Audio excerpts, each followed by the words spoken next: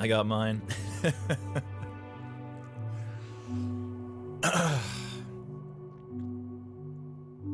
Today should be good. I think it probably will be. Also, oh, that's the one, yeah. Pretty cool day for us. Power up, I mean. We had, I'm just gonna play the clip actually. I got it here. Give me a second. Let's pause this for a sec. Where are you at? Here it is. Bloop. We'll zoom in and look at this handsome man. Jeff was at the BAFTA Game Awards. Thank you, British Academy. Let's I'm Matthew, and this is terrifying. I'm a programmer, not an adult public speaker. Yeah. And then Jeff follows up with Justin Ma, my game dev partner, who's absolutely brilliant, and I'm so lucky to work with him, is not here tonight. He should be, but I couldn't have done it without him. And the rest of the team, Jeff here from Power Up Audio. I'm a sound designer, not a game designer. yeah. Jeff. Subset Games winning Best Original Property with Into the Breach at the BAFTA Game Awards this year. Freaking A. Celeste was up for a bunch of things also, Best Music being one of them. Nice, Elena Rain. Good job with that one. I guess some of us too, a little bit. But wouldn't claim to be the reason for that nomination. Did not win. I think God of War took that one for Best Audio. Was it God of War? I think it was God of War won it. God of War won a bunch of things. It was kind of a repeat of the DICE Awards, actually, is in that respect. But, yeah, pretty killer. I'm glad that Jeff got to represent straight away. It was the first award. And he got to roll up there and say he's a sound designer. That's like at DICE, first award, Best Action Game. I got to roll up and say I was a sound designer. It worked out well. Back to you, Left Formed. So pretty killer. Also, the SGDQ Summer Games Done Quick schedule was released, by the way. The whole, not schedule, sorry, rather the list. So if you're not familiar with this, Summer Games Done Quick is a charity marathon benefiting Doctors Without Borders, and they've raised a bunch of money. Look at this, 2.4 million for the Prevent Cancer Foundation. They do very well every year. And just a ton of mega nerds, myself included, roll into some town in the States and raise a bunch of money while playing games quickly. So the list is out. The schedule will be coming out soon. And it's looking pretty good. Celeste didn't get in as a played game, kind of. But it is in as a task boss, the Dwango AC and the tasks folks, being Universe, Fish McMuffins. They're doing an all red berries run. So the task run of that. And if you're not familiar with what task runs look like, they're kind of hilarious. I actually have one here. This is a new one that was made, like, geez, I think just last week or less, like the 2nd. It's, yeah, here it is. Check it out. Pause. So here is the task run of Core Seaside, okay? Here we go. This is wonderful.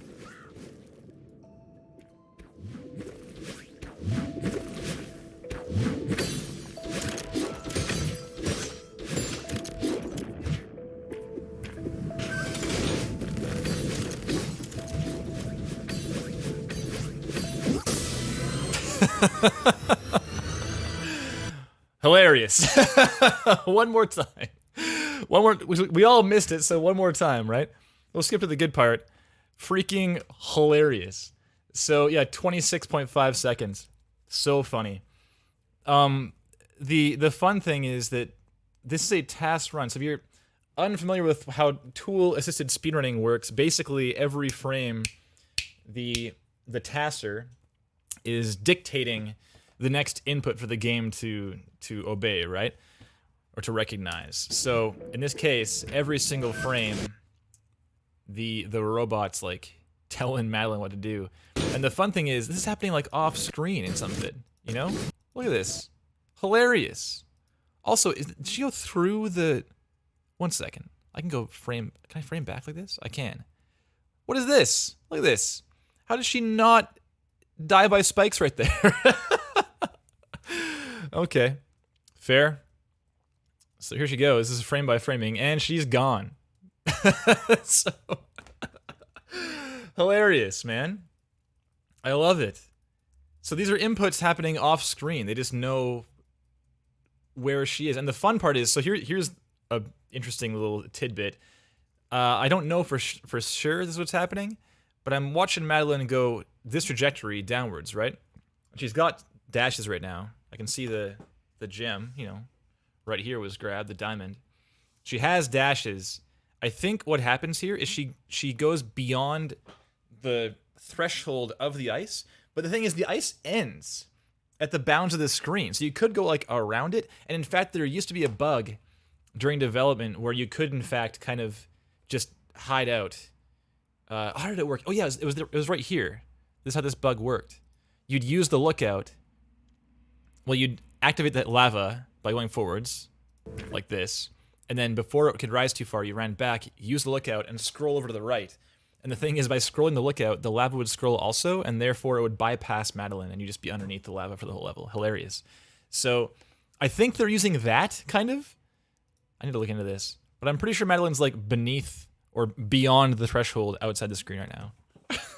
Hilarious. So yeah, here's the rest. Please?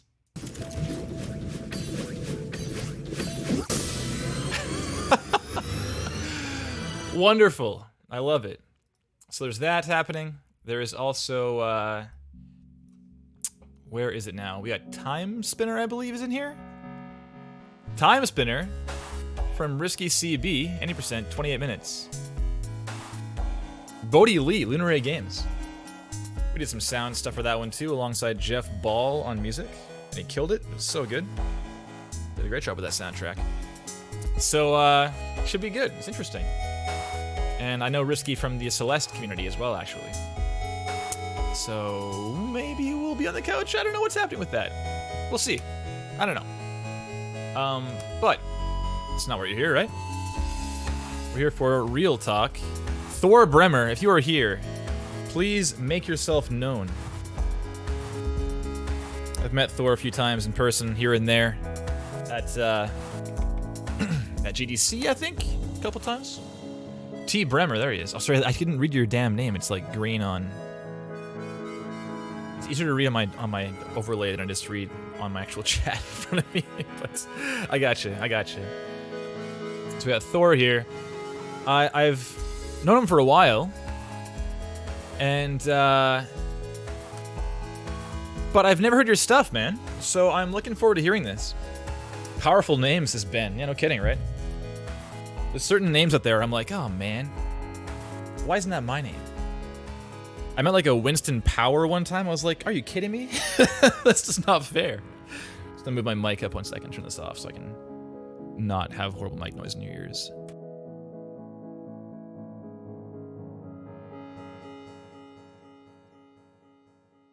There we go. All right. Yeah, so I'm looking forward to hearing this. We've got Eduardo Ortiz Frau helping us out. If you're unfamiliar with Eduardo's work, I should just go to your page, man. It's right there. This is good stuff. I like your page, actually, Eduardo. It's good. Here we go. Where's this handsome man? Oh, wow. Hard at work. Here he is. We'll zoom in here too also. It's going to be a brief real talk of Eduardo's page now. No, we'll spare you, man.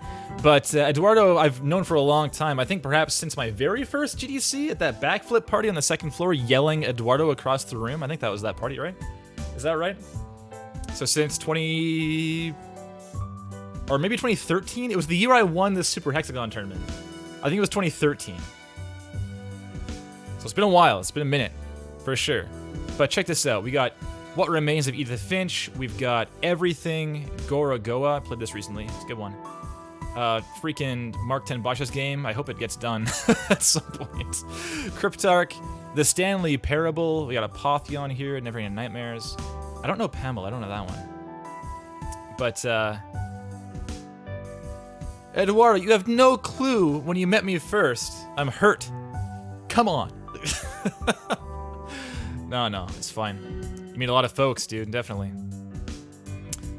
So Eduardo's been doing indie freelance sound design for quite some time now. And as you can see, has found some freaking success at it. There you go. And in the chat there as well, we got Matthew Martinson, Matt Esk, who was once our gracious co-host, holding it down for like 150 real reviews or something like that. It was a lot. I'm not sure if it was actually 150. It was around there. Certainly approaching it if it wasn't literally on 150. But I saw Matt tweeting earlier that he loves your work, Eduardo. So there you go. Perhaps I'll just get these tunes down. I'll give you a call here, yeah? I'll get this show on the road.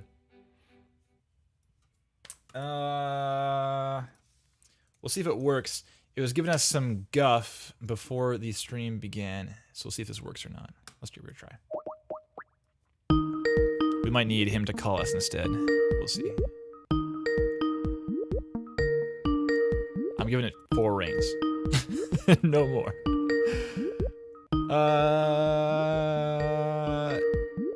Nope. Sorry, everyone. Eduardo is unavailable, says Skype. Oh, F, please. Here it is. There we go. Kevin. Here he is. We knew it, man. All right, hang on. All right, I'm muting the stream. How are you? We knew it was going to happen, didn't we? Yes. We made it work. It's all right. How you doing, pal? Thank you so much for helping us out on Real Talk today. Yeah, it's my pleasure. Thank you for having me. Yeah, so I've already been talking a bit about kind of your story, what you've been working on and such. But for everyone in the channel, they will probably know, I mean, the regulars at least would know that one thing we like to ask our guest hosts is what your first paid gig was. Seeing as the whole theme of this show is all about people getting traction in their own careers, it's kind of, it can be illuminating to hear what people's stories were and their own origin stories, right? So if you'd be so gracious, I'd love to hear that. Sure. I guess it's a bit, I don't know if this is like the common, what happens, commonly for sound designers or composers, but my first gig was actually, or my first paid gig was actually my most successful title, which was the Stanley Parable, that became like this huge success, and that really helped pave the way for my career, right? Yeah. Yeah, I'm sure it's like people stand up and take notice, right? When you have a game like that under your belt. Yeah, and of course, I was working with some super talented people, but nobody knew what was going to happen. Nobody knew it was going to blow up like it did. So, hooray for all of us. Yeah. And I guess also as a note, that was the game that I made the least amount of money. Out of every game that I've done, I've been able to just make more money after. That, basically. Was that just due to your not being experienced, like as far as the business side of audio? Yes. I was also, it was kind of like paid up front. It was not, royalties, right? Sure. So yeah, and it was right at the beginning of my career. So yes, like I was just not as experienced when it came to business stuff. Totally. I mean, I can say as well for Power Up, like Jeff Tangstock, my co-founder who was in that video just now on Twitter, Jeff and I started about 7 years ago, and yeah, it's pretty funny looking at what we charge for some things in the first year. We had like our very, very small injection of investment to survive for 6 months on a very, very small paycheck. And then, we've like made more on some projects that we made in like 6 months our first year. So it's, you definitely learn. And I mean, ideally, over time you become more well-known and you have more leverage and you can just start getting paid a bit better for your hard work, right? Yeah, for sure. Yeah, so I guess we can probably get started with Thor. Actually, you know what? Before we do, I'll be curious. Like, so Stanley Parable was your first project? How did that come about in the first place? Did you meet Davey or something? Well, it's kind of like how I got into audio. in general, like I just, I come from music. Most sound designers and most game audio people, they just come from a musical background That's me. because they Yep. like to play around, Yep. etc. So I came to Austin, Texas around 8 years ago, and I just knew I didn't want to be a starving artist anymore. So I needed to employ my skills, right? My audio engineering and musical skills somewhere else. So I just knew games was a thing to check out. I was never like a big gamer, but there were like a couple games, kind of like when I was younger that stood out to me. And, a career in games, how fun, right? Right. The point is, I randomly go to this game developer event here in Austin called Juegos Rancheros, and I didn't know it was a game event. But as soon as I go talk to the guy who was talking on stage, and I tell him what I want to do, and he just pointed to this guy called Robin Arnott. Oh, sure. Who, Okay.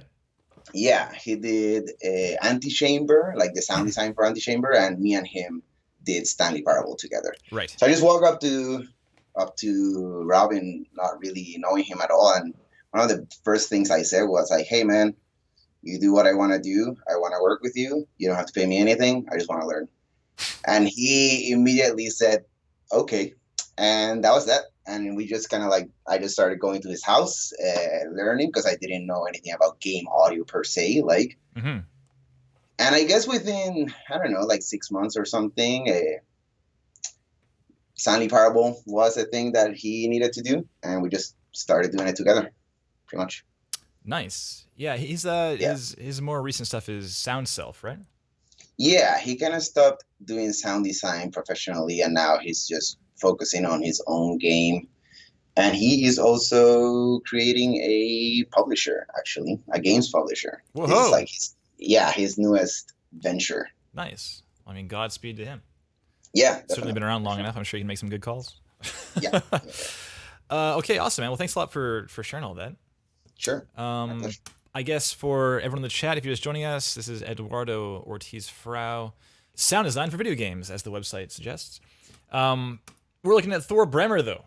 This is Real Talk. If it's your first time joining us for Real Talk, this is a game audio demo reel and website portfolio, etc. review stream. So we're looking at content from up-and-coming folks in the game audio industry, amateurs starting out or students starting out, people who have been around for a while looking to get more traction in their own careers. And we're just looking to give some constructive feedback to try to offer an idea of how you might be able to find some more gigs or get more success when you're approaching folks to work with. So we're looking at a few things just to keep things on track. Back when Matthew Martinson was co-hosting, we kind of worked out this small list of criteria to keep things somewhat on the rails and as far as the discussion goes. So we're looking at presentation, material selection, content quality, and distinction. Maybe in that order, we'll see. Kind of, it's a very tangenting kind of discussion, so we'll see how we do. But presentation, we're looking at the website on the whole and what that might suggest about you, Thor, about what you want to be doing, and as far as if all the info that should be there is there, if it's maybe too much info, if the navigation is very clear, if it's very obvious what people should spend their time on, if they have 30 seconds, what should they be doing, that kind of thing. And then for the reel itself, we're looking at things like flow and length and again, titling, info, all that stuff needs to be there and be concise and say your piece and get out of the way. For material selection, we're looking at the content on the website and in the portfolio, in your reel, and what those pieces might suggest about what you want to be doing as far as the kind of work and what your future ambitions look like, what your current skill sets are, your past work history, all that. And content quality, simply, is your stuff good? And if there's room for improvement, we'll try and let you know what we think. And the last one there, distinction, just are you standing out? Because there's a whole lot of people out there looking for the same gigs you are looking for. Last week we had Andrea Chang on from High Res Studios. They're working on Smite and other games. And she had mentioned that, was it an EA gig or maybe Microsoft or some gig? And she learned later that there was 900 applications for that job, that one job. Hilarious. So that's pretty damn important to stand out in some way. I did not know it would be that many for that kind of jobs. I did not know there were that many of us. Just yeah, I mean, there's so many people, and the thing is, a lot of applications. I suspect a lot of them were immediate throwaways. I mean, for example, Sure, when we sure. posted a job for a sound designer position, we said very plainly, like, this is not a composer position, and we got all kinds of composer applications. Yeah, So yeah, people just put it out there and let's see what sticks, you know? yeah.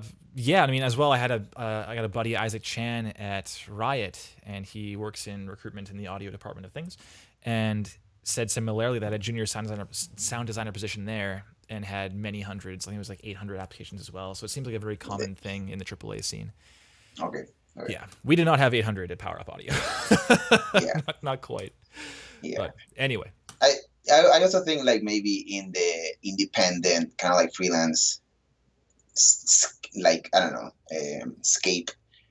I don't feel like I'm competing against 800 sound designers. It feels like less, but maybe it's just because it's kind of like it's the people that you meet at GDC. They're like, it's usually less, right? And maybe those are the ones that are going to be most competitive, just because they're the ones, you know, investing in doing the FaceTime with all the developers, etc. Yeah, I think you're correct on that. There's like, so for something like a job posting at EA, I mean, that's a very public posting, and word gets around, and recruiters even like find people to apply, and it's a very kind of corporate situation, right? Corporate format and structure.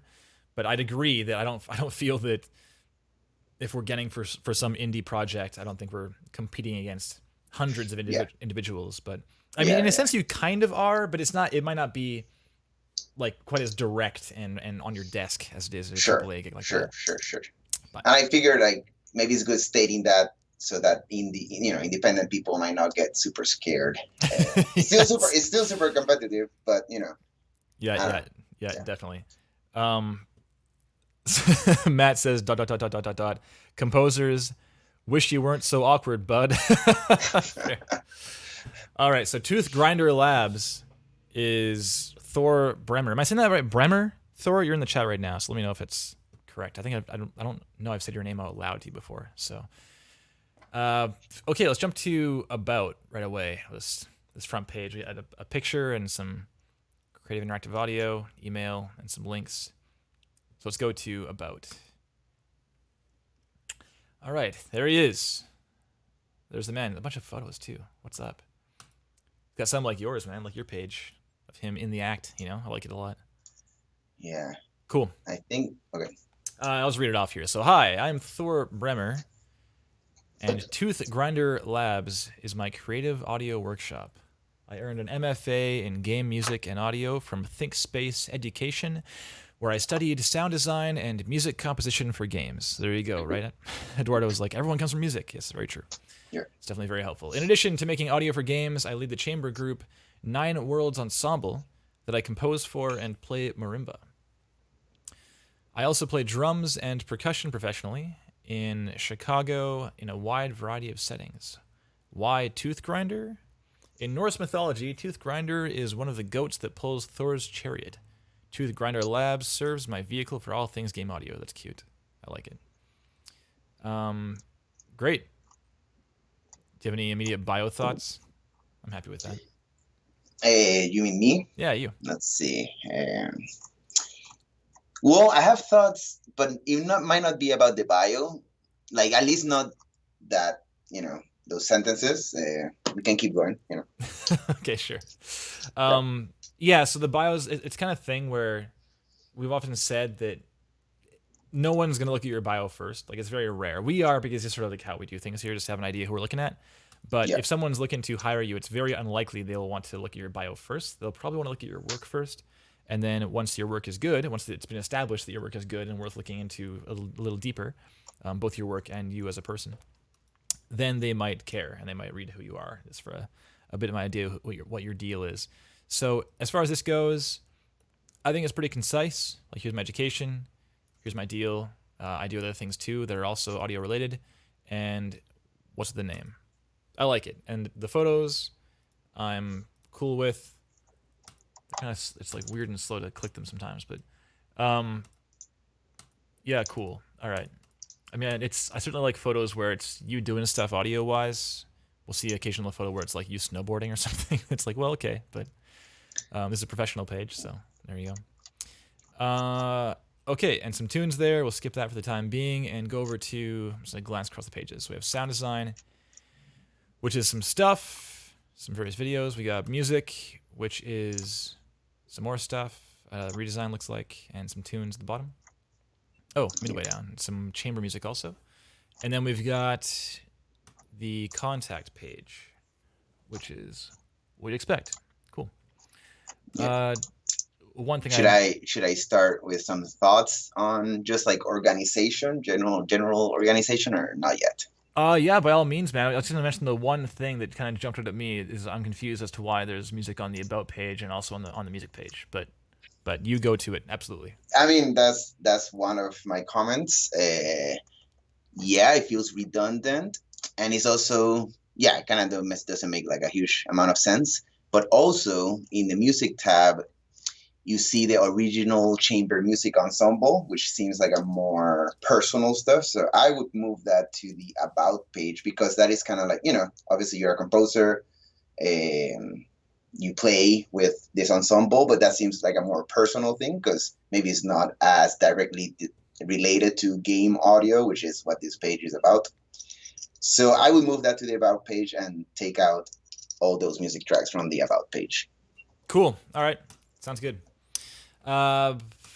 So my immediate thought, we'll go through some criteria really fast here. Let's start with presentation. So there they are again, if you can't recall. So we got, thanks for watching, it says.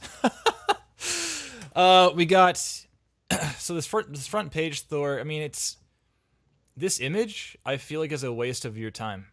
Like yours and your visitors' time. Because it's cool to have a established brand. I mean, it's awesome. It's very, very positive, and you should have an established brand for yourself. And Tooth Grinder Labs is cool, but we have it up top left already, and then we have here it's the same thing. Like here's the image and creative interactive audio, and then there's the email address. Fine, but so what I'd encourage you to consider as far as people coming to your page, let's assume they have a very limited amount of time. They might not. They might have a lot of time, but we should not assume that.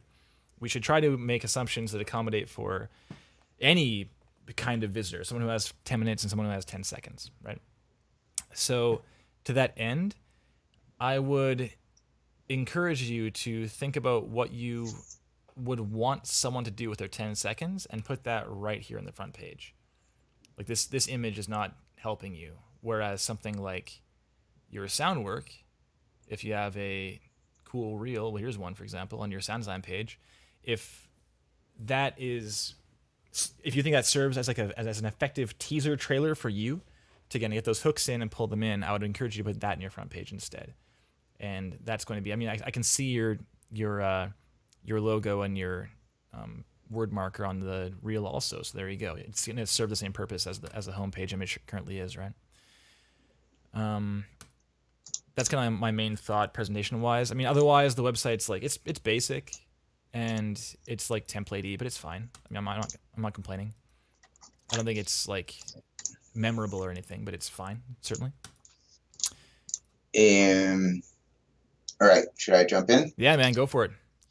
I think in terms of the homepage, I agree 100%. It is like a waste of space because it's redundant and it's not really showing anything new or really showing anything about you as a creative, right? It's just like it obviously shows that you care about your brand, which is cool. But I think most people are gonna care about you, right? It's like, who are you? Who is the person behind Tooth Grinder Labs? And I think this brings me to a point that I think a lot of people that are starting out it's a decision they have to make. It's like, okay, do they make business as a company, under a specific brand that is not their name, or do they make business as themselves? And I chose to go, to do business as myself, even though I had like this whole company I wanted to create, etc. But I think what is harder about having like a company name and being yourself is that you're basically working on two separate brands at the same time.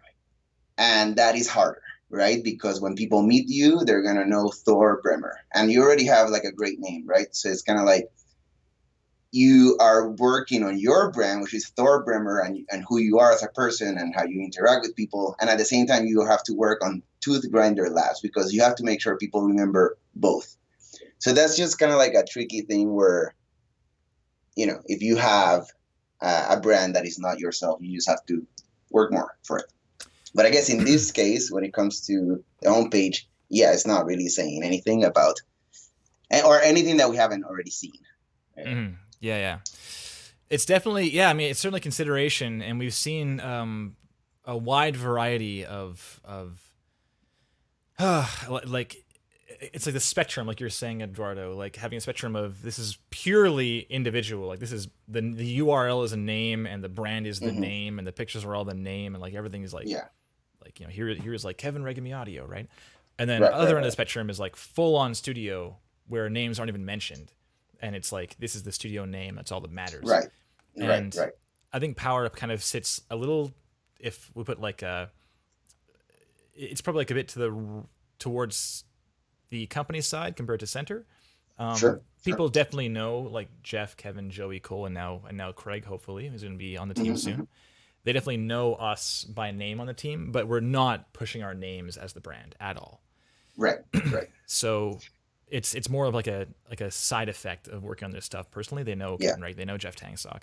So yeah, it's certainly a challenge. I mean, I'm not going to tell you not to do it, Thor, but it's just be aware that there might be some additional work there. That's all, like Eduardo was saying. Yeah, it's also like a term, like an issue of structure, right? You guys are 5 people, right? So it's kind of like it makes sense. You have an umbrella brand. Yeah. If you are alone, then you might not need that. You might want it. You might not. It is a big decision. I find that most independent people have to do at the beginning at some point, I guess. Yeah. One thing I will say to your credit, Thor. Again, I'm not going to say that what Eduardo is mentioning as a note is expressly negative. I don't think it's expressly negative. It just is the case. And one thing I'll say to your credit is that we have seen other sites where I'll just use your site's name as an example. So like Tooth Grinder Labs, but then the about page is like, we specialize in making your game sound amazing. We are experienced in sound design of these kinds, and it's like, we know it's just you. It's kind of this weird like corporate speak where they're like putting up like the Wizard of Oz curtain and being like, yes, we're an army of people here to help you and make your game sound amazing. And you're not doing that. Like, it's very clear that Tooth Grinder is kind of your moniker, and that from this bio and from the page, we know that it's you. And to that end, it feels really genuine. And right away, I kind of want to hang out with this guy. He looks cool, So. Nice.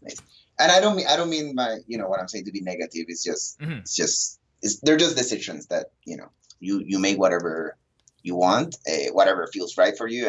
And you can have success in all sorts of ways of doing one thing. So fully. Okay. So I see on the sound design page, we've got, one thing we'll perhaps get to in a second, but the homepage says creative interactive audio. So it seems really balanced between sound design and music. That said, sound design is the first thing, like top left. So, I mean, maybe it's just like a psychological thing. I don't know, but I that leads me to think you're more sound design than music. But I mean, maybe not. It's probably yet to be determined. So we got sound design real, magic, and mechs. So before we watch this, my very first thought, and this goes to the like the navigation and using people's time wisely thing, Thor. So if I'm looking for your demo reel because I have limited time, I want to find out in like less than a minute what your deal is. If I go to sound design, I have magic and mech redesign, and that's the heading. I can see that the title of the video is sound design reel. So is this what you want people to watch if they have a minute or less? And yeah, feel free to answer me in the chat there. Also, Joey Goddard says, "Hey, Eduardo." Sorry, I totally. Sorry, just. I found the Twitch distracting because you're talking to me and then the picture is not matching. You say that, so I just like pull it down. I was just saying hello, that Joey. Joey says, "Yeah, there you go." Okay, so Thor says, "Yes, this is the real." So, to that end, I would just kill off the magic and mech redesign, I don't care about that. As a potential hirer, it doesn't really matter to me that that's what it is.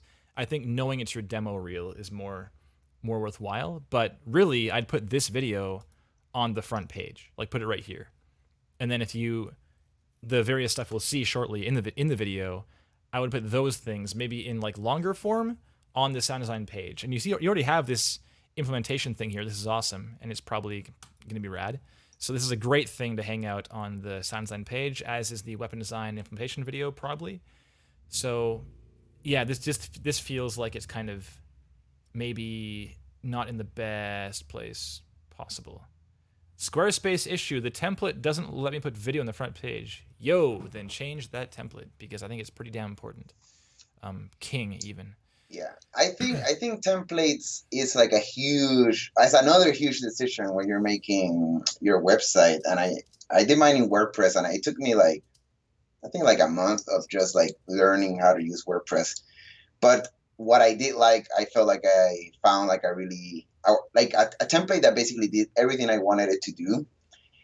And for WordPress, you have thousands and thousands of templates, and I think it's worth that extra investment, because a template is like $40 plus hosting or whatever. But it makes a huge difference, I think. So another thing to keep in mind. Yeah, definitely. I think that like your page, like I was saying, Thor, it looks templatey, but it's not like brutally templatey.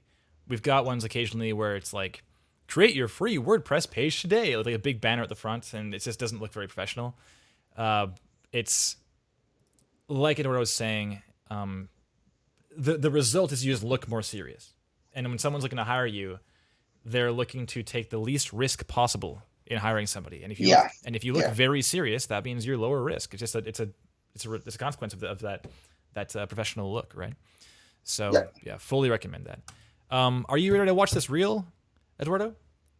Yeah, sure. Okay, cool. Let's make sure my audio is all up. I'm just gonna pause this. It's 1 minute and 59 seconds. So before we even start it, I will say that I think it's too long already, but we'll see how it goes. Maybe it's fine. Okay, and the idea is to watch the whole thing through and then comment, right? Well, okay, yes, kind of, kind of.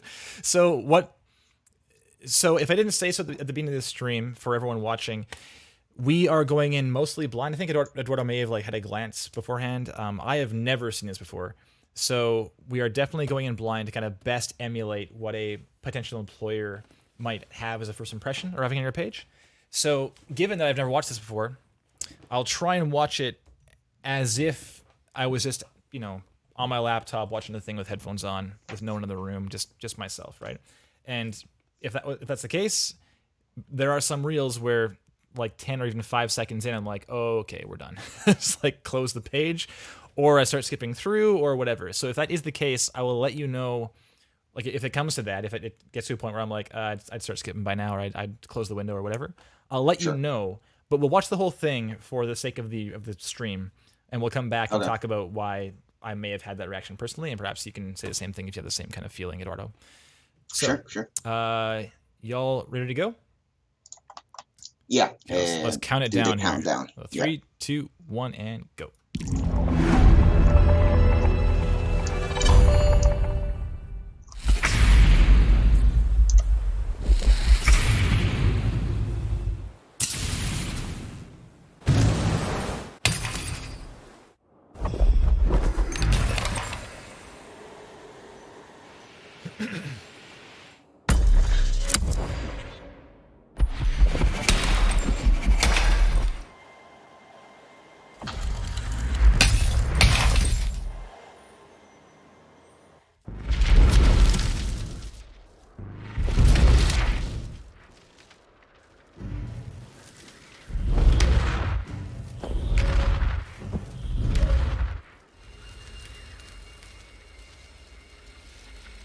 I'd be skipping by now, by the way.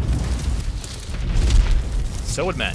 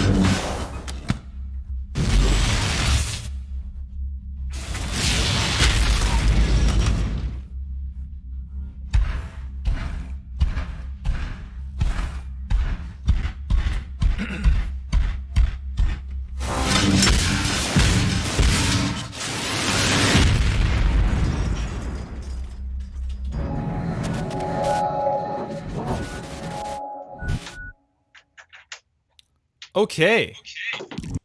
And there's me and your catch up, Skype. Check, check, check. There we go. All right. One of these.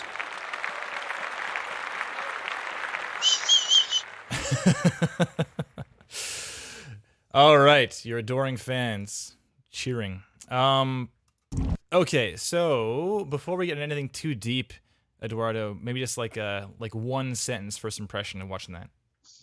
Okay, I'm gonna do a disclaimer. Skype does this thing where it lowers the volume of everything in my computer whenever I'm talking on it. Oh yeah.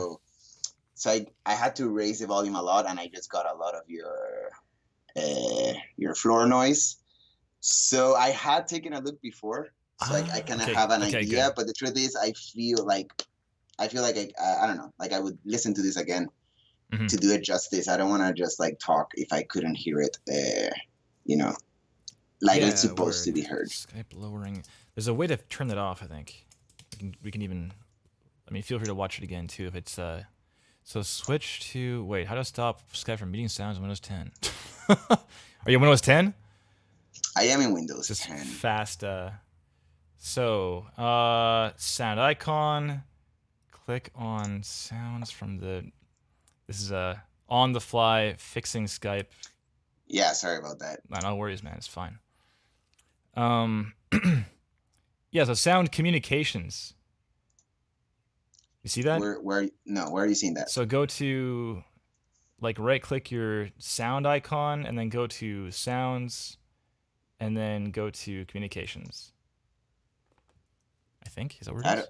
I don't even see a sound icon on my thing. Like in your taskbar down in the system tray. Oh, right here. Okay. You so mean sounds. Windows? Okay, sounds. I'm doing it right now on stream. For those of you at home who want to learn the same thing.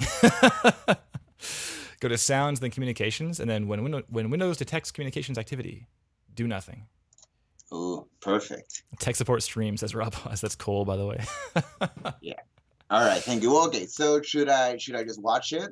If you like, sure. I mean, I shouldn't be able to hear it, so you can just watch it. And I want to watch it. Yeah. Yeah, sure. Go for it. Right. I will mute myself, and I'll just give some quick thoughts of my own while you do. Okay. Okay, so Eduardo can't hear me anymore, I don't think. So my thoughts right away are that it was too long. I did say about the same time that Matt said. I mean, by 30 seconds, I was kind of checking the time, like 36 seconds, I think. I was like, And then by like 45, I was ready to hear something else. So I don't think there's enough content in this reel to justify 2 minutes. I think you could squeeze it into 1 minute very easily. There was some repeat stuff here and there. I mean, really what you got to be thinking about is what is all the communication that you want to convey? Like, what all do you want to communicate with your reel? And communicate nothing more. So the moment you're showing like another fire explosion or like another reload, it's the same sound. It's not really helping you. So I have like a lot of notes on various stuff in this reel actually. So this is going to be, I think, pretty good. But I love your intro, man. By the way, it's awesome. Yeah, rad. I want to jump ahead. I have so many things to say. I'm gonna wait for Eduardo first. So, by the way, in the chat, that's Joey Goddard and Raw Pause, both from Power Up Audio. Thanks for jumping in, guys. Jeff won't be here. He's currently in London at the BAFTAs. Hopefully at the after party, hanging with Corey from the God of War team. Hopefully. Okay. Let me go back on here now.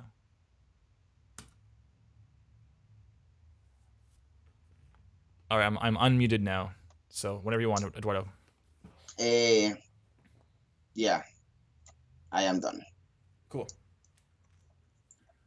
All right. So, do you want to start? I already said my piece. So go for it. Okay. So I guess what do we want to critique? Just like the content itself at this moment. So we'll get to the various details shortly. Just maybe it's like a very, very quick first impression. I actually do like the branding here. I like that it was kind of like it has its own sound. There's like a little presentation. I think it was very well made. In terms, it is long. In terms of like the pace, it drags on a bit, but it's not horrible. My own videos are not the best. I'd never even finished my main sound design reel. So what can I do? It's the thing about being busy, man. You don't need to be doing marketing materials because you're just getting hired already, right? Yeah. It becomes difficult to justify putting the time into that kind of thing when you could be just doing the games. Okay, yeah, rad. So I feel exactly the same way. Just for you, Eduardo, the one thing I said was just that I think it was too long. By like 36 to 45 seconds, I would have been skipping through for sure. I agree. It was definitely dragging. There's a lot of content that we don't need to see because it's not really adding anything. As far as showing everything you can do, Thor. So I think a minute. I mean, I like to say it's not industry standard by any stretch, but personally, I am more than willing to watch a minute-long reel. If I see right away it's a minute, I can deal with that.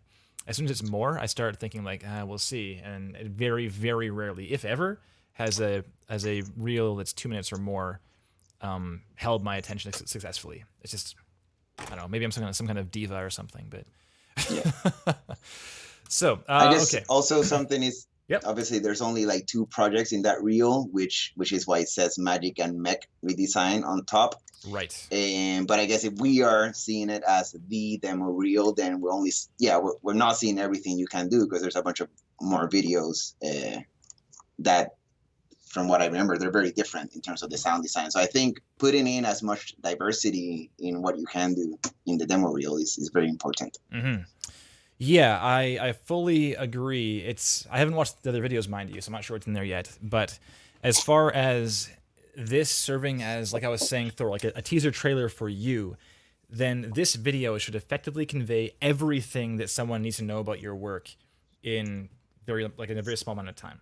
And mind you, you do sound and music, and I appreciate this is a sound design reel, and you'd want to have it separate from your music reel, which is a good choice in my opinion. If you have something like a show reel, that ends up serving more of a purpose of like a credits list than it does for the purpose of adjudication of your work. Like if Power Up Audio made a demo reel, or if Eduardo made a demo reel, it wouldn't be like hey, listen to my awesome sound design. It'd be more like, these games, they trusted me, it worked out well, so you should hire me too. Like that's kind of what it comes down to in the end, more than it does the actual quality of the work, in my opinion. So that said, this is really important to hear your work, so I'm glad they're separated. But you don't need this much time, and you should have more than just these 2 things in there to convey everything that you can bring to the table. So let's do presentation first. So there's criteria down below my video pane. We're looking at presentation, material selection, content quality, and distinction over the course of the next, 40 minutes-ish. So we'll do presentation first. Length is a big one. We already mentioned it's just too long. I think a minute is a safe bet. I doubt you need more than that to show what you're capable of and what you can bring to the table. The opening is sick. Like Eduardo said, I'm listening to this one more time. Okay, here we go. Play.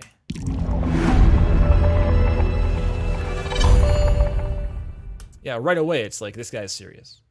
It just sounds good. So good on you. It's just interesting though. So this kind of is a little bit material selection, but I want to mention it right now. This looks like a demo reel with the purpose of being hired at a larger studio, because you've got Titanfall 2 in there, and Titanfall 2 isn't outsourcing for their weapons design. It's definitely an in-house position. And this thing too, I'm not sure what this first one is. What's the first game? Do you know, Eduardo? No, I don't. I don't know what this is, this magic thing, but it looks also kind of pretty larger budget than like some indie project. I'm not sure what it is, so which is a problem in of itself. But yeah, so it's Dragon Inquisition, it said. Did it say that? Oh, there you go. So here's a problem. Thank you. Thanks, Daniel Kim. So also, what's up, Max and Duncan and Daniel? Good to see y'all. So we got that's a good. Just sorry to interrupt you there, but it's like the fact.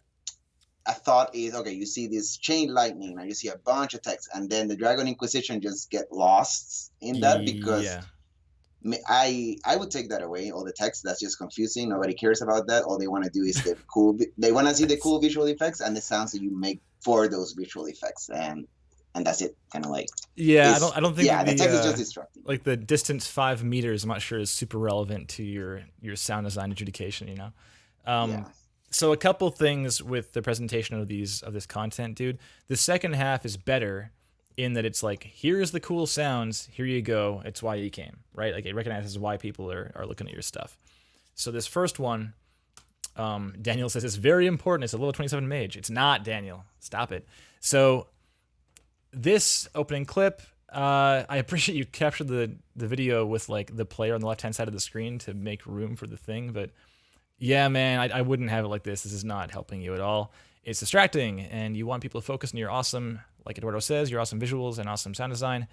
The tooth grinder labs in the bottom right can basically go. It doesn't need to be there. I appreciate you're trying to push your brand harder, but it's at the beginning, and it looks awesome and professional, and then it being in the bottom right looks like not quite as professional. It looks a little bit more amateur, so you just get rid of it, dude. I agree.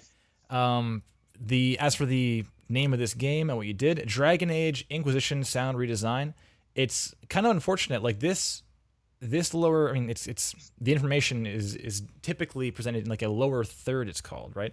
Like in video editing and video presentation, broadcast, etc. It's called a lower third because it sits at approximately the lower third of the frame.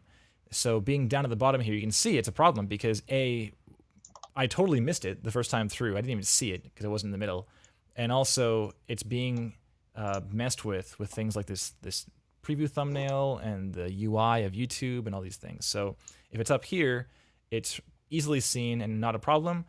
For all you at home playing the Real Talk drinking game, get your shot of whiskey ready. JoshAdamBell.com. We're going to play like one frame of audio and just look at this freeze frame. This is a great example of a lower third that's doing its job.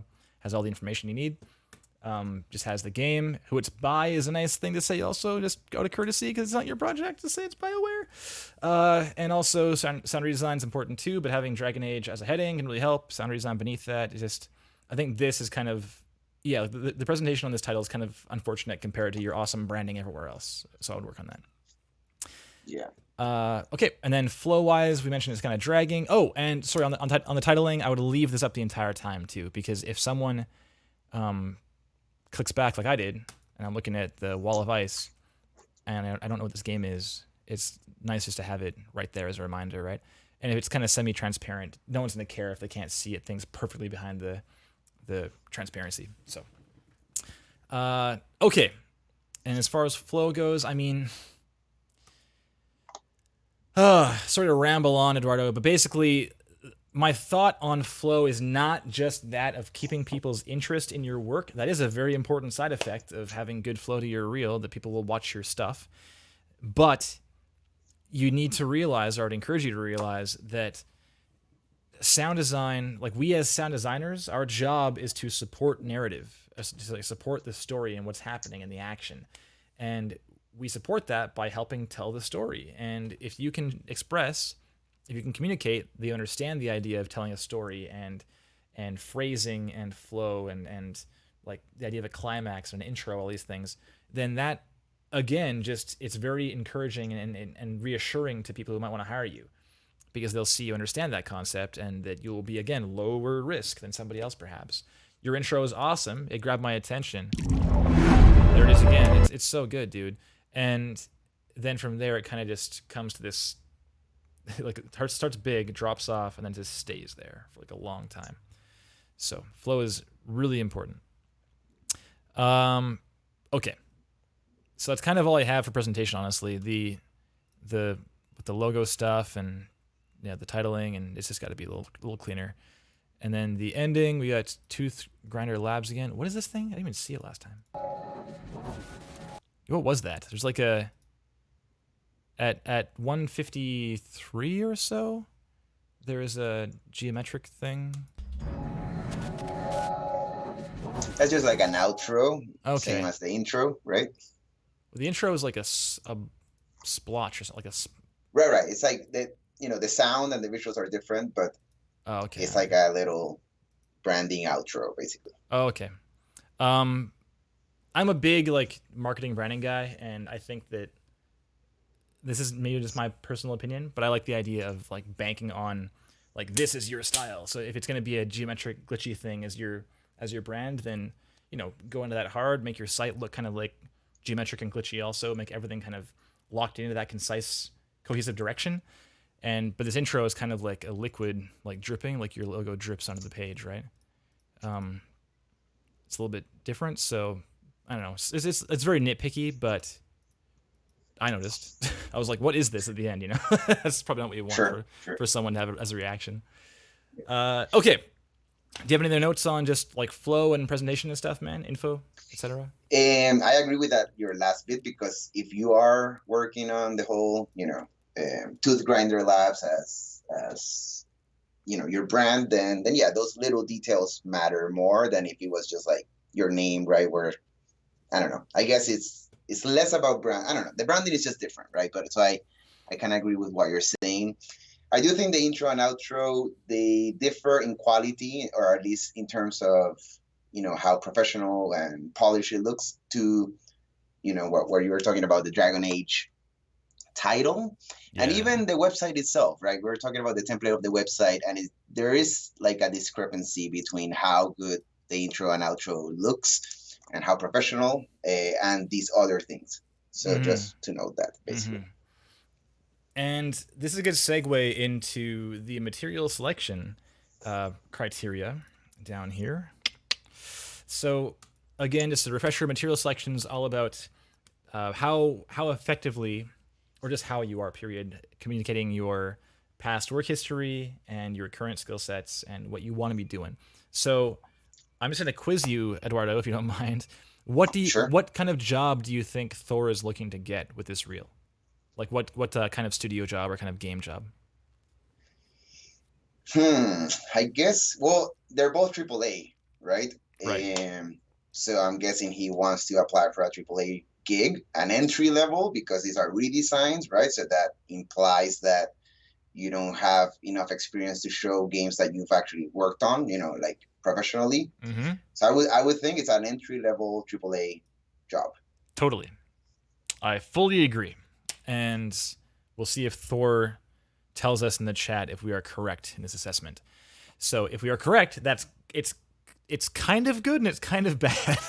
So it's kind of good. We have seen some reels sometimes that have like an indie game redesign, and then like this mobile game, like this mobile casino game you shipped, and then like an Overwatch redesign, and then like a surrealist linear art piece you did sound for. It's like completely across the board. And it's cool to be like, here's all the things I've done that I'm excited about. But it's not effective in terms of communicating anything as far as what you want to be doing in the future. Whereas this is, I mean, if we're correct that you want to work in a AAA environment, then this reel is doing its job as far as the material you have selected to show. We're going to find out in the chat hopefully shortly if Thor lets us know. But that said, to me, if that is your goal with this reel, I think that would shift how you might want to be approaching the presentation a bit, because like Eduardo was saying, having a reel that is, or having a brand that is your name versus a studio or a corporate entity or something like that. I mean, it's not Tooth Grinder Labs applying to BioWare. It's Thor, right? Like Thor Bremer is applying to BioWare. So then with this reel, I would encourage you to have something like contact info, like readily available at the beginning with like, this is Tooth Grinder Labs, and like, here's my email address right there. Make it as easy as possible to get in touch with you, because that's like what you're looking to have, right? You're looking for someone to like reach out and say, yes, please, let's have a further conversation, right? So Sean Lavelle in the chat saying he actually appreciated the very separated, clear demonstrations of individual movements, animations they were designed to. I think they can be okay, but I think it went on a long time, and that having a whole video of that is, while maybe effective at showing some of your work, I don't think it's effective as a reel. I think having it on your sound design page as like a longer form thing, like here's some stuff I did, check it out. If someone's interested, they can then look at it, and it's going to be, you're correct. It will convey that they are thinking in a logical game focused way. But I would argue that for a reel, it's not very attention grabbing. All right, here we go. Thor says, my website currently reflects how super scattered I am. When I made this, I was thinking about getting AAA, but that's changed recently. Okay, well, there you go. So right now, your reel is still communicating that. Just be aware of that. Yeah. Okay, so I'm curious, though. I know you've already seen it, Eduardo, but the other content, I'm just going to glance really fast, even on mute, just what this thing is. So we've got some Unity stuff, looks like, or something. Yeah, these are very different. Wow, these are so different. Like, what is this now? Is this a thing you worked on, Thor? What's in this video? I think it's all redesigned because in the beginning it says again sound redesign and implementation demo. Oh, okay. All right, well. That's just the one thing, though. It's like a gun game, and then it goes to something else. So, I mean, perhaps this is an indication of a problem that I don't know the answer to this question right now, right away. Well, I guess on top of it, it says implementation. So I guess maybe the redesign he did for, Dragon Age and Titanfall, it was linear. He did all the sound design in a linear way, and maybe this is showing that he implemented stuff. That's what I would So Thor says in the chat now, they're school projects. Okay, that's more helpful. So that should definitely be plainly apparent in the video, like at all times, unless you're talking over it, which you don't appear to be. No, it's just stuff. So yeah, this just comes down to you're not gonna be over someone's shoulder or in a Twitch chat while they're broadcasting they're looking at your content, right?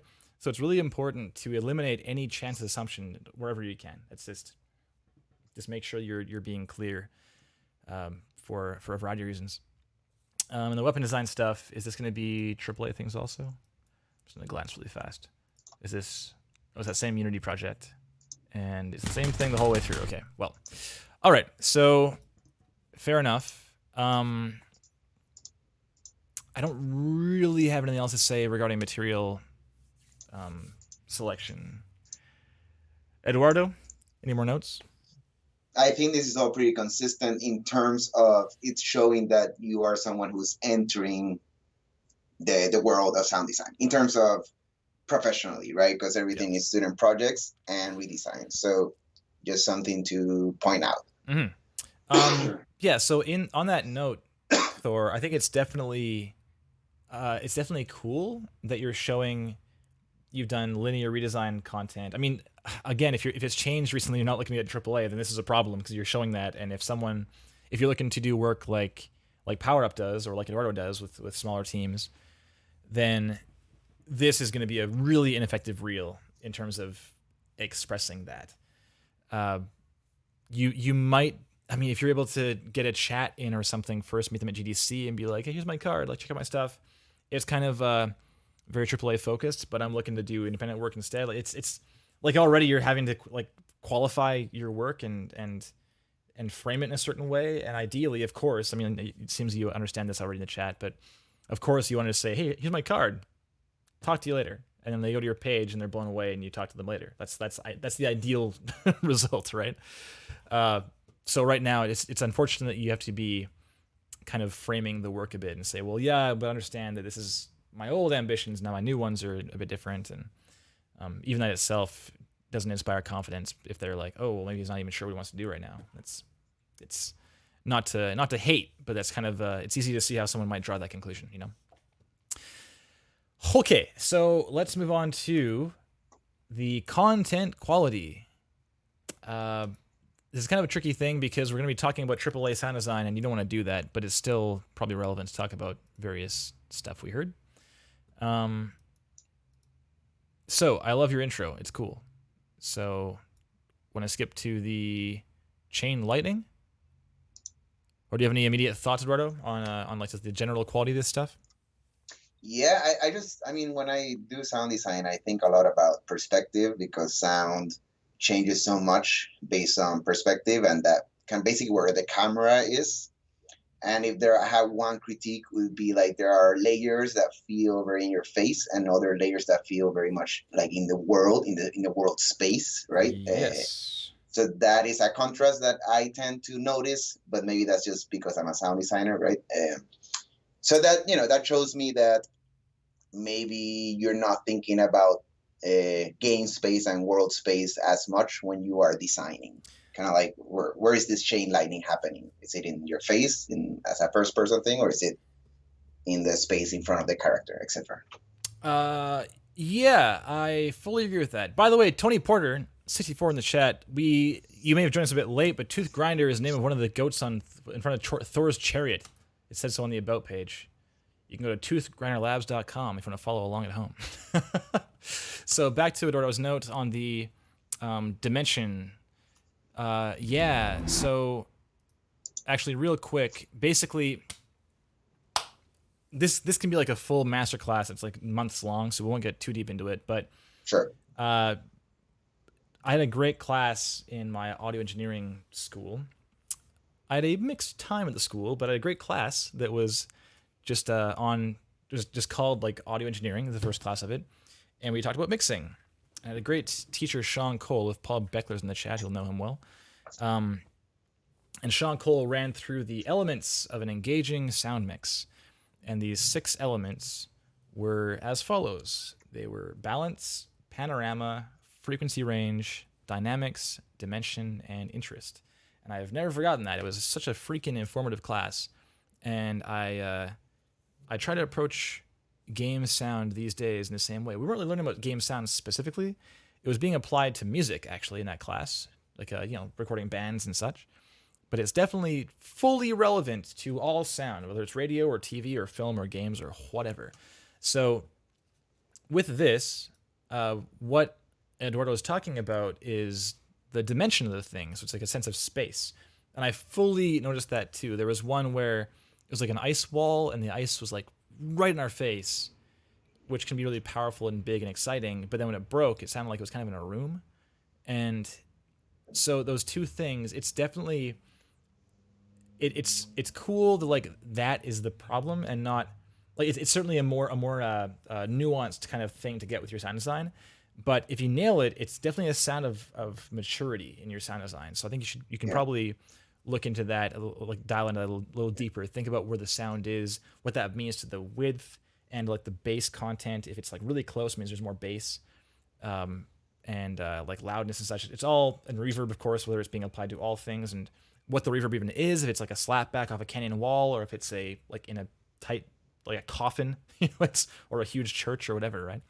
But all these things are really important in terms of really selling the world. Like Eduardo mentioned, we're building worlds in game sound. Yeah, and that's immersion, right? It's kind of like to keep a player immersed. You don't want them to think about the sound, right? You just want them to experience it. And to me, the space, the dimension, like you were saying, the perspective, it goes a long way to keep immersion happening. Totally. Hey, give me 1 second. Somebody locked my door. That's that beep. 1 second. Okay, sure thing. I'm gonna mute that. Boom, muted.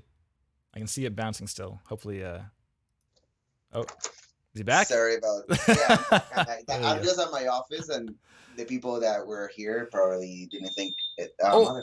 Sorry. 1 second. I'm here. Blooper reel. That's fine.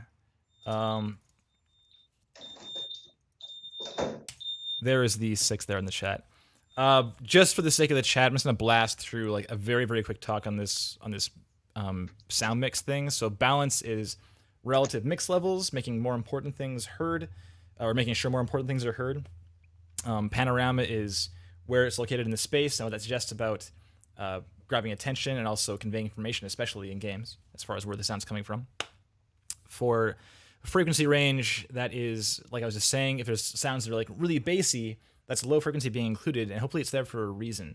You'll want to be deliberate about the EQ on all your content to make sure it's communicating what needs to be communicated, and also to make sure that it's being heard in the mix. Having like same frequency focused things in the same space means that some probably won't be heard due to masking. Dynamics is both in terms of what's happening right now in the mix and what the most loud thing is, having things controlled, like in Darkest Dungeon, we have the whole mix duct to make room for the narration, that's dynamics, and also thinking of dynamics over time, whether you have loud things for a while and then quiet things for a while, for both avoiding being exhausting to your listener and also to help that ebb and flow of telling a story, like we were saying earlier in the stream. Dimension we spoke about, just having a sense of space, either a real room or like a dream can be its own sense of space where there's like delay and like a lot of dreamy reverb and different tones and stuff. It's kind of its own space, even if it's kind of surreal. And finally, interest is it some cool shit? Are you doing cool stuff? And if you are, then hopefully it'll be interesting. So there's your entire talk in like 60 seconds or something. All right, carrying on. Let's do. I want to hear this again. Actually, this is a brief bit of the content. I'm just gonna play from like 5 seconds in for a few of these abilities. Here we go.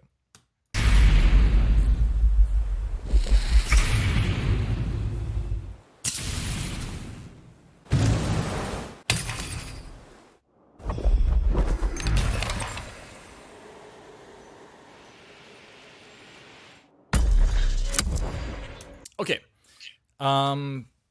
Just watch like 20 seconds ish. So you mentioned the dimension thing, Eduardo. Do you have any more notes on the sound of this ice stuff?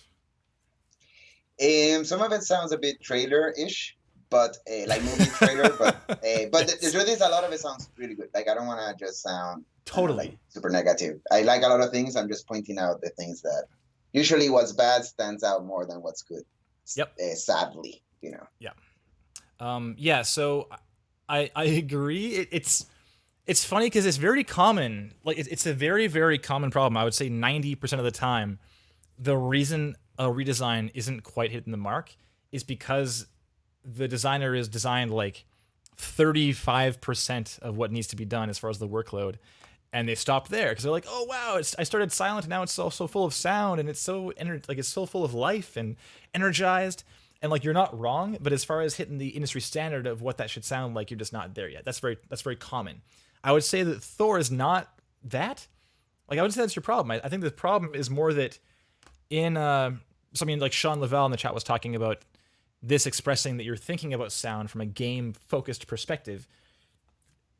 That sure, if that's the case, like every sound you've got is so broadband and huge.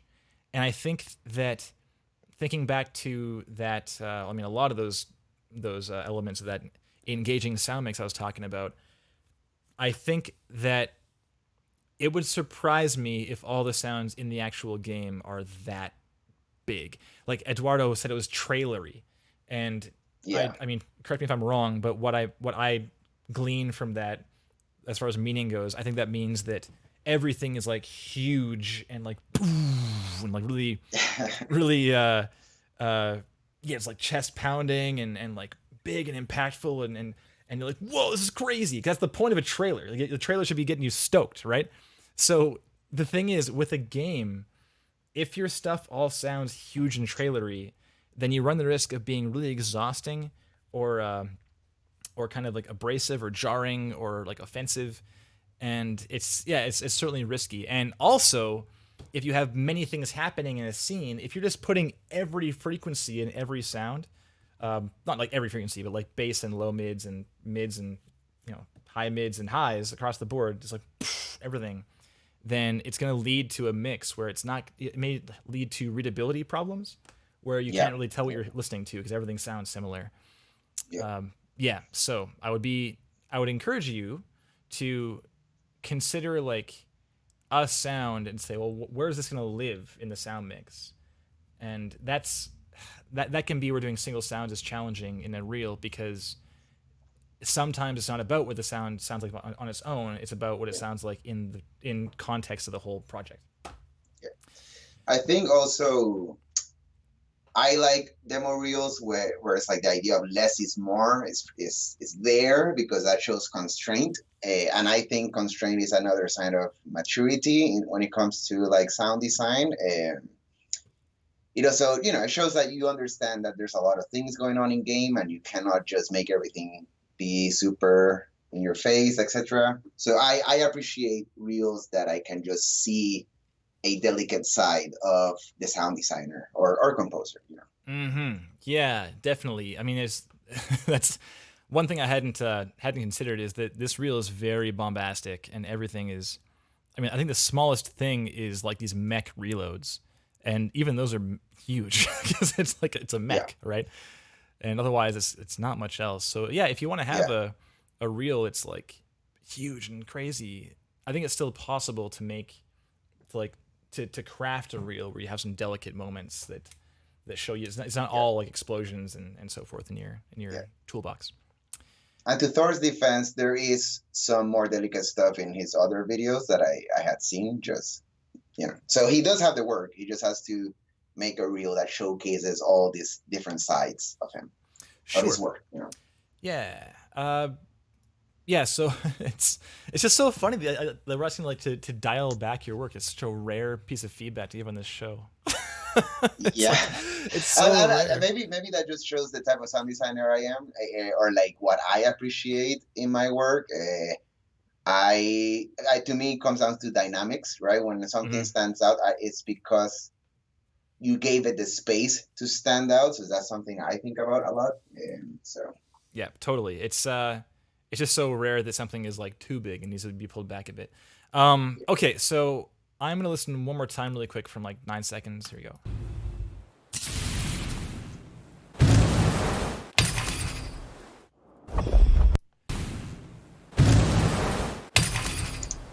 Okay, so this may lead to some varied feedback as far as design tenets go. So I was raised on like casual games, and so I did a lot of like Farmville style stuff and casino slots and social games and so forth. And the market for these games are often like stay-at-home moms, for example. And stay-at-home moms detest being startled by sound. So you need to be really careful of your sound design and learn to kind of be a bit rounded. And I think there's a time for like really hard-hitting like transients here and there. But I would be careful of your transients, because right now it doesn't feel like you're doing it deliberately. Like maybe you are, but like that transient right there on this chain lightning, or sorry, energy. It's right there, Kevin. Energy barrage.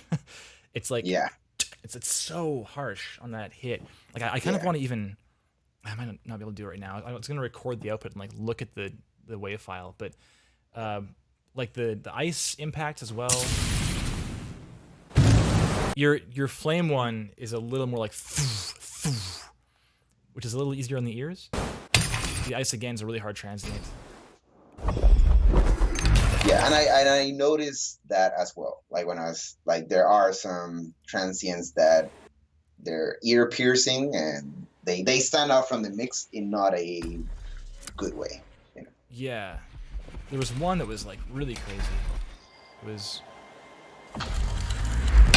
Yeah, oh my god, 30 seconds. So it's just like the build up is cool. Also, here's a thought. You have a bunch of work in here, Thor, that is really bass and sub-bass focused. And it's pretty important to consider the systems of those who will be playing these games. And so, for example, on this guy right here at like 26 seconds-ish,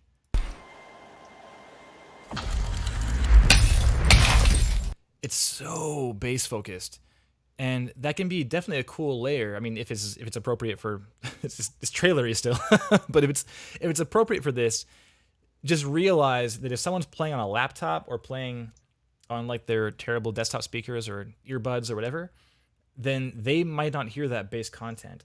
So if there is bass content there and it's serving a purpose, if I ever do that with my own sound design, I try to think of it like, okay, well, what if they can't hear the bass?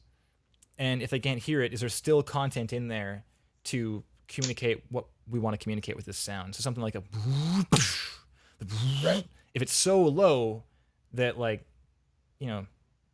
Jane Smith playing at home on her earbuds can't hear it, then she's not being given the same information that another player is getting from their sweet Dolby surround system, right? So just be aware of that. I don't think there's any like massive offenders here. There's a few that are kind of on the edge. Just I would suggest you have that as a consideration in your sound design too. Do you have any thoughts on the mech stuff and bullet stuff? Like, I'm not a big guns guy, so it's hard for me to comment on like weapon design. But I actually think the mix and the perspective is actually better in in the weapon and Titanfall stuff than in the magic stuff. So maybe I would flip those over because I just think the work is more rounded in the Titanfall. Mm-hmm. I'm kind of like hearing again. Sorry. Yeah, I'm just playing a little bit right on my end. So here's a thought. This is one thing I heard the very first time through.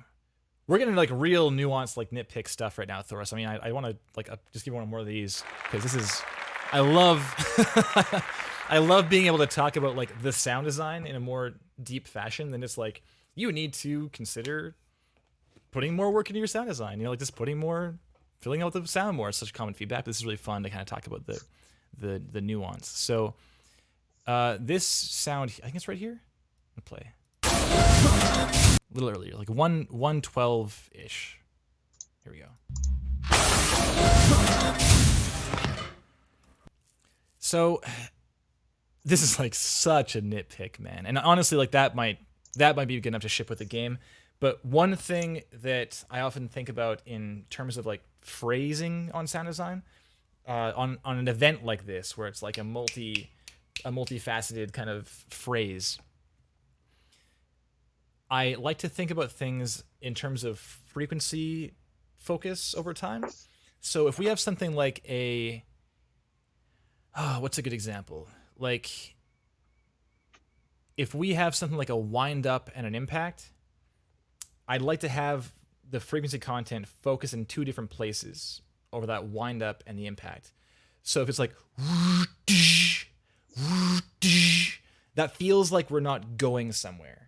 Or it feels less like we're going somewhere compared to like or we have this kind of like movement from 1 to 2 rather than where it feels like moving from 1 to still kind of 1. Yeah. So there is some of that happening in this 112 thing. It's like and I think that if that sticks out really hard in the mix because it's this unchanging tone. And I think that you could probably just do some fun pitch stuff with that or change it around. It would make it sound way more interesting. And it's such a small little detail, but that just like pitch attention can make, it's like a jump from like great to like outstanding design. And it's again, you're thinking in terms of like information over time. So players will hear something like, and they'll know that going towards the end means we're almost done this animation, and they can be thinking about that like more kind of subconsciously rather than having it not tell them information at all. So again, super nuanced, but I just wanted to throw it out there. I think that can also apply to like a lot of UI stuff. It's like if it say, ding, or versus do, they both communicate different things, and so there's a musicality to it, right? Kind of like when you're dealing with pitch to communicate whatever it is that you want to communicate. Mm-hmm.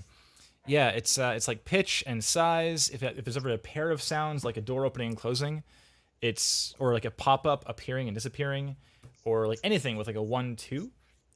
I love thinking of it in terms of that full phrase, and if we're going somewhere or leaving somewhere, or if we're moving forwards in terms of navigation or progress in the game, or moving backwards in terms of progress in the game. Yeah.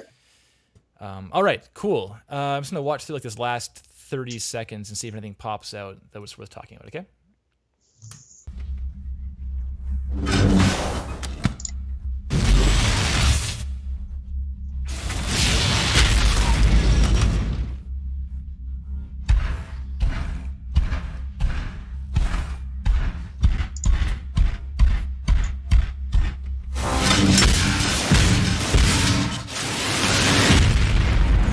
Here's one. So I'm gonna listen to this run again. So it's like 140 or so, 138.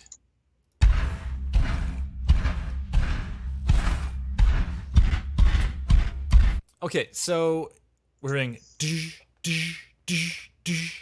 and then a run. Yes, we're hearing it more frequently. But what's physically happening with this mech to allow them to move faster, Thor? Like if you think of this mech down to its physical components, there's like servos and stuff powering the arms and the legs and so forth, right? So I would argue that there's probably a difference in impact strength from running versus walking, but also just the sound itself wouldn't be, it'd be because it's moving faster, right? Like a small servo versus.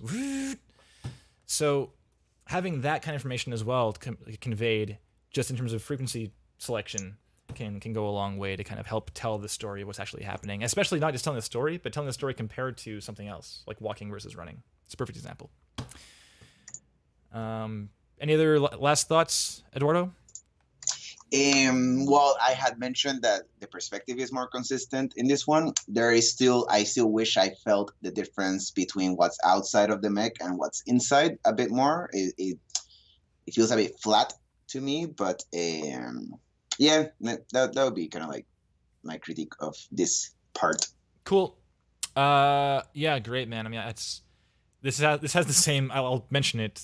This has the same trailery like problem areas where everything's so freaking ridiculously huge. Like if everything in the game is huge, it's just not going to work. It's got to be kind of, you need to choose what is big, because everything can't be the biggest thing, you know.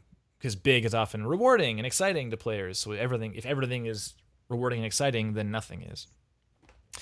Okay, I don't have any more really specific thoughts on this stuff. I will say that your implementation, I would encourage you to commentate it with your own voice. I've heard you talk. You can talk. You're definitely capable of that, and I think it goes a long way to help like tell more about you and help communicate your passion for what you're working on and like why this thing you're showing is so cool, and talking about the problems you faced and how you're getting through it, and et cetera, et cetera. It's a really good move. And right now it's just a video with some sounds. So it's not really demonstrating, as far as I can tell, it's not really demonstrating your implementation that much. It's just more game footage with no real context. So if you can clarify what we're looking at, that'd be kick-ass. Okay, so that's like the one further note I had. Do you have any? Well, I guess I'll frame it this way, Eduardo. So with the current state of everything on toothgrinderlabs.com, do you think that Thor is standing out in the crowd? Even if you wouldn't hire him this time around, do you think he's standing out? Yes and no. It's like, I think okay, to me, the thing that stands out in a negative is the fact that everything is a redesign. I think, because, okay, we haven't gone to the contact page, but I had read it, and I don't know if you want me to comment on this yet or not, but it has to do with the overall presentation. Yeah, sure, man. And it's like in the contact page, you know, he's like, oh, contact me if you want to hire me, right? Interested in hiring Tooth Grinder Labs for your project. Let's talk. So he's trying to talk to clients directly, right? Which is like me. Like my website is directed at clients, not at studios or like, you know, you get it. Sure. So I guess this to me comes off as somebody who's like brand new to the industry. And if you are a studio who is trying to hire somebody, you're not necessarily going to look for the brand new person, right? You're going to try to find somebody who's more experienced. But of course, there are people making games at every level. I would just think that he would match with people that are also starting to make their games, right? So he would do sound design for games for people that haven't had as much experience yet. So that would be how I match what I see at the moment, at least. Yeah, sure. I think that, and the thing is, Thor, so I will say that, like Eduardo was saying regarding the current state of your career, in that I think we both agree that you're starting out and there's nothing on your page. It's like student projects and it's redesigns, which are symptoms of starting out, right? With that, we've seen a lot of starting out people on Real Talk, and this is quite good actually for someone who's at your position, like you're on your career's timeline. This is quite good actually. This design work. So I agree. I think it's standing out in some ways, and other ways not as much. I think it's a bit. I mean, you've already admitted and have stated that you know it's a bit scattered, and could be a little clearer in terms of communicating what kind of work you want to be doing in the future, and also being clear on like interested in hiring Tooth Grinder Labs versus Thor, that's your call. And one more thing too. I can't remember what it was. Oh yeah, just being clear on like what the content actually is. So the branding is like on its way. I think it can be tighter and more focused, and you can like dial in hard. You know, put in things like this font in the Tooth Grinder Lab. Using that font in your demo reel, just having everything cohesive like that can't hurt. You know. So yeah, I think that while I might not hire you immediately for a project, this is a great example of one that I'd be thrilled to see a version 2 of. So if you came back in a month or 2 or 6 and said, hey, have a look, I've been busy, then I'd be like, heck yeah, we'll do that right. I will drop everything, look right now. So I think you're well on your way, even though you might not be like immediately hireable due to being kind of unclear in your communication. So that's my position. But I want to give one of these.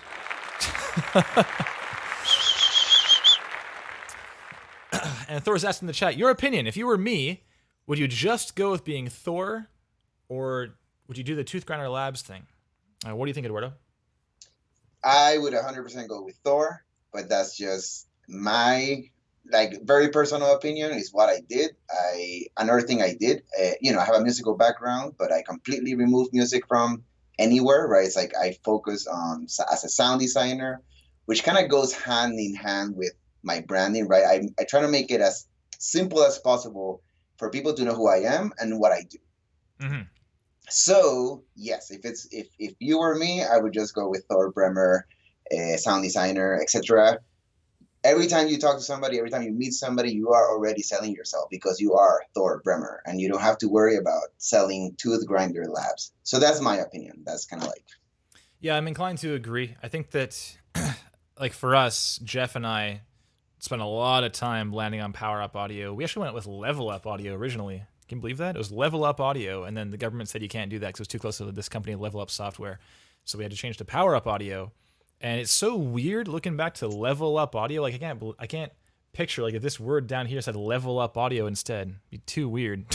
But like it took a long time, and it made sense for us to have like a corporate identity because we were more than one person. But Thor is a sick name. Also, it's so good, man. Like I'm a big fan of The Office. Like the weakest character in the show, Gabe Lewis. His middle name's Susan. He's Gabriel Susan Lewis. Like it's a hilariously weak name. You don't suffer from that affliction. You're doing so well, dude. Just dig in deep on Thor. Like, what else do you want in a name? Man. All right. Yeah. that's my rant on your name, man. But yeah. Anyways, clap for Thor's parents, says Wheeler Gotcha. There you go. Yeah, I'll give one more of these for Thor's parents. There you go. And just to end things off, one more yet for Eduardo Ortiz Frau. Generously taking the time to help us out and give some perspective from really what seems to be the kind of position you want to be in at some point, Thor, having a bunch of indie games under your belt that people recognize. So, and something to add just at the end is like we never even talked about music, and which is it seems to be a big part of what you're doing. And when it comes to the photos you have in your about, they're mostly all musical instruments. So that to me is a pretty big discrepancy in what you're trying to sell, because you put sound design first, but it feels like you come from a musical world and that is your strength, but you're not. You have it there, but that's not what you're selling. So I don't know. There's just like something that is not clear in what you are selling, and I think that's what I talk about. Like you need to be clear. It needs to be. Yeah, very easy for someone to understand who you are and what you do. 100%. So, I mean, we're pretty much wrapped here. Do you have anything else you want to push, like stuff you're working on right now for yourself, man? Anything we should yourself. Anything that the chat should check out? Well, I'm currently working on this game called After Party, which I'm pretty excited about. It's the people that did Oxenfree. That's taking up most of my time at the moment. And I'm also doing some work for Miegakure, which is the game that has been in development for like 10 years. And I'm pretty sure it'll come out at some point. I'm still, doing stuff for it.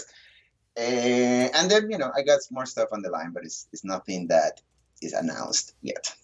Yeah, man. Here, I'm going to link the How to Walk Through a Wall video. You know the one.